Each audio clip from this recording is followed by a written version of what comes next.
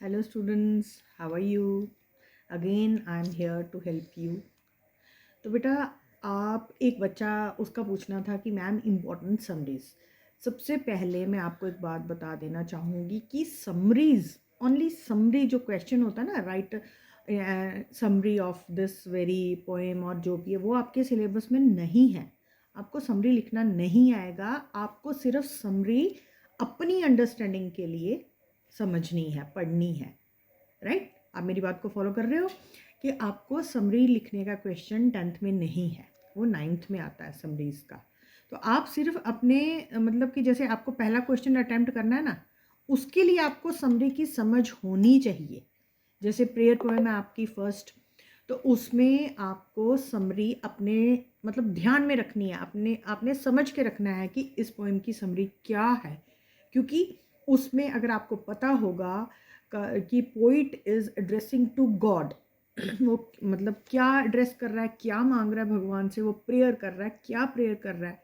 यही प्रेयर कर रहा है कि मेरे अंदर से सारी नेगेटिविटी बाहर निकालो और मेरे अंदर जितनी भी पॉजिटिविटी है वो सब मतलब मेरे अंदर डालो।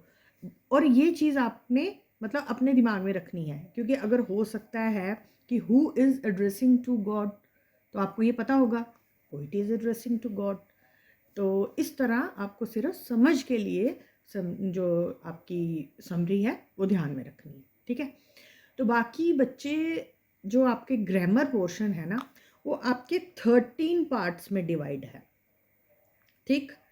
तो आपको मैं वन बाय वन थोड़ा सा उसके बारे में बताऊंगी, आपको वो ध्यान में रखना है। फिर बाद में मैं डिटेल में उनकी एक एक वीडियो अलग से बना दूँ। अभी आप सिर्फ मेरे इस चीज़ को ध्यान से, जो 13 ग्रामर के कॉन्सेप्ट हैं जो आपको ग्रामर में आएंगे, आप उसे ध्यान से सुनिए, ठीक है। सबसे पहले एडिटिंग। एडिटिंग तो आपके लिए कोई नया वर्ड नहीं है। जिसे आप फ़ोन को यूज़ करते हो उसमें एडिट करते हो चीज़ें, कई बार लिखने में भी आप एडिटिंग करते हो ना। तो इस तरह आपके सिलेबस में जो एडिटिंग है वो कुछ जैसे आपको एक पैराग्राफ दे दिया जाएगा, उसमें कुछ वर्ड्स गलत लिखे होंगे, उसको आपने एडिट करना है, ठीक है। कई बार होता है कि किसी जगह पे वेंट यूज़ होता है, वो लोग गो लगा देते हैं, तो आपको उस वर्ड को समझ के वहाँ पे वो एडिटिंग करनी है, ठीक है। उसके बाद दूसरा आपका जो ग्रामर में है रीअरेंजिंग ऑफ जम्बल्ड सेंटेंसेस। यानी कि जब हम बचपन में छोटे से थे तो हमें अलग अलग अलग पार्ट्स में जो वर्ड्स थे रख दिए जाते थे, और फिर उनको हमें बोला जाता था कि आप इसे एक प्रॉपर सेंटेंस में अरेंज कीजिए। Very easy. ये पार्ट है ना, ये आपका मार्क्स स्कोरिंग पार्ट है। आप इसमें बहुत आसानी से मार्क्स गेन कर सकते हो। डायलॉग।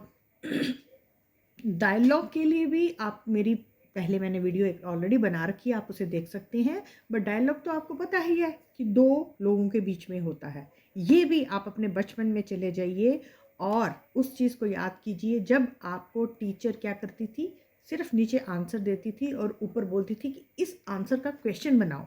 लाइक मैंने आंसर दे दिया, यस कम इन। अब आप इसका क्वेश्चन बनाइए। क्या क्वेश्चन बन सकता है? यस कम इन, हाँ आ जाओ। तो क्या पूछा गया जिसका आंसर था यस कम इन?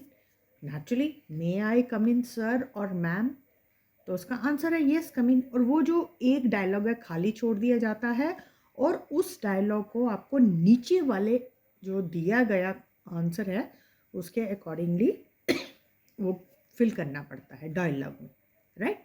उसके बाद आपका आता है नरेशन, डायरेक्ट इनडायरेक्ट।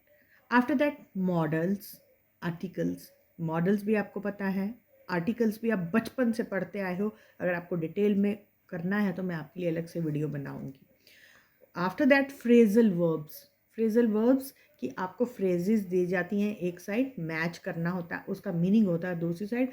आपको वो 3 फ्रेजेस जो है आपस में उसका आंसर मैच करना पड़ता है। इसके लिए आपको रीड करना पड़ेगा, समझना पड़ेगा, थोड़ा सा लर्न भी करना पड़ेगा। After that pronounce, homophones. Homophones क्या होते हैं? होमोनिम्स भी आप जिन्हें कहते हैं, जिन्हें आप हिंदी में क्या कह सकते हैं कि जैसे समानार्थक शब्द आपने सुना है, जैसे जैसे हम कोई वर्ड बोलते हैं उनका बोलने का प्रिंसिपल, लाइक जैसे मैंने बोला, तो प्रिंसिपल जो PRINCIPAL PRINCIPLE, दोनों प्रिंसिपल है but meanings are different, meaning अलग अलग है। जो PAL है principal, that is the principal of an institution, ठीक है। Second principle is PLE is सिद्धांत, उसूल, लाइक ना, he is a man of principles. तो इस तरह आपको होमोफोन्स फिलिंग द ब्लैंक्स में भी आ सकते हैं और उसे टिक मार करना भी आ सकते हैं। लाइक एक सेंटेंस दिया जाएगा, he is a man of principle, तो प्रिंसिपल को ब्रैकेट में दोनों प्रिंसिपल्स लिख दिए जाते हैं और आपको एक को टिक करना होता है। तो these are homophones. After this tenses, paragraph completion, paragraph completion is वो तो आपका कॉम्प्रिहेंसिव सेक्शन में भी आ जाता है। Clauses, relative clause, relative clause क्या होता है कि आपको दो पार्ट्स में सेंटेंस दिए जाते हैं, 3 सेंटेंसेस होते हैं 3 मार्क्स के, और आपको उसका एक सेंटेंस बनाना होता है। रिलेटिव क्लॉज, उसको रिलेट करके एक सेंटेंस बनाना होता है। और last is the question of punctuation for 3 marks. Punctuation है वो जिस तरह से भी मतलब कि एक दो लाइन का एक क्वेश्चन होता है, उसमें capital letter, comma, full stop कुछ नहीं लगाया जाता है, आपको वो कंप्लीट करना होता है यूजिंग पंक्चुएशन मार्क्स। और आपको पता होना चाहिए कि जो पंक्चुएशन मार्क्स का क्वेश्चन है that is the easiest question in the question paper according to my view.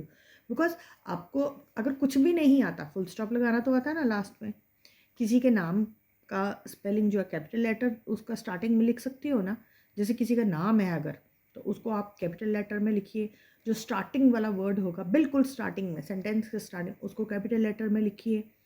और जहाँ पे पॉज है, जैसे कुछ बोला गया है उसके नीचे कॉमा डाल दीजिए। और किसी ने कुछ कहा है, लाइक जैसे the teacher said to the students और the teacher told to the student, told the student sorry, अगर कुछ बताया गया है तो उस चीज़ को आप इन्वर्टेड कॉमास में लिखिए। जैसे किसी ने कुछ कहा तो वो इन्वर्टेड कॉमास में लिखिए, तो फिर भी आप को मतलब मार्क्स आप स्कोर कर ही लोगे। ये मतलब अकॉर्डिंग टू मी ये इस ग्रामर पोर्शन का सबसे ईजीएस्ट पार्ट है, ठीक। तो अगर आपको अभी भी कोई डाउट है तो मैं अलग अलग पार्ट्स में भी आपको ये जो वीडियोस हैं इनकी बना दूंगी। बट आपको पता है कि आज कितनी तारीख हो चुकी है और आपका एग्ज़ाम कब है, तो हमें थोड़ा स्पीड पकड़नी पड़ेगी। और आप मेरी बातों को जहाँ भी प्रॉब्लम आती है मुझे कमेंट बॉक्स में डालिए, और मेरी कोशिश रहेगी मैं आपका एक एक छोटा छोटा डाउट क्लियर करूँ। Thank you.